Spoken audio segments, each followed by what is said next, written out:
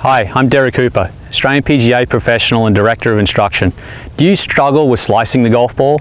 Because most players that I meet tend to do that, and it's probably 90% of players fall into the category of slicers. So today what I want to share with you is a simple two-step process to fixing your slice forever. If you can work on these two things I'm going to share with you, I can all but guarantee you will never slice the ball again. So let's get out on the tee and I'll show you how you can stop slicing the ball today. So the reason that you slice the golf ball is because when you swing, the club is traveling from out to in, or the swing path is traveling to the left, and the club face is right of that path. If you make that motion, you will slice the ball all day long.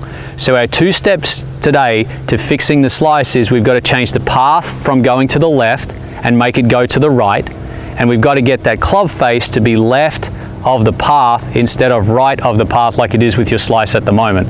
So the keys for us doing that, we're going to make sure we've got to get the club away from going in this direction, and we've got to get it going more in this direction to start with.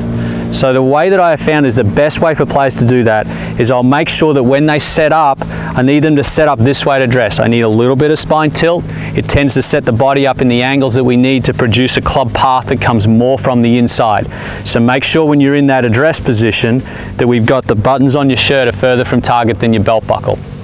Second thing we want to see is that players who slice, start their downswing in this fashion. So the club moves out. First of all, we want the club to move down. So what we're going to do is we're going to make sure we're up here, let the club work down, feeling that the shoulders are staying closed to the target and the hips are staying closed to the target.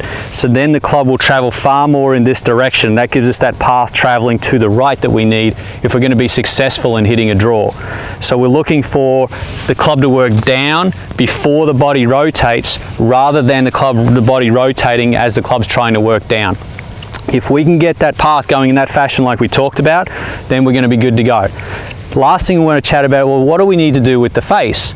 Well, a lot of the time I find with players, we'll get them started on moving this club more down this way, they'll get the path going a little more to the right, but they're so used to hanging on with the club face, I'll do it around this way for you, to get the ball to go somewhere near target with that left path, that they're not really sure how to then square the club correctly to the new path. So a lot of the time we need to have them have the feeling that the toe of the club is working past the heel slightly, so now the club face is closed in relation to the path on which they are now swinging. So we've changed two things. Instead of the path going to the left, we've now got the arms falling, keeping your back to target and your hips closed as well, so that we get the path to travel more to the right.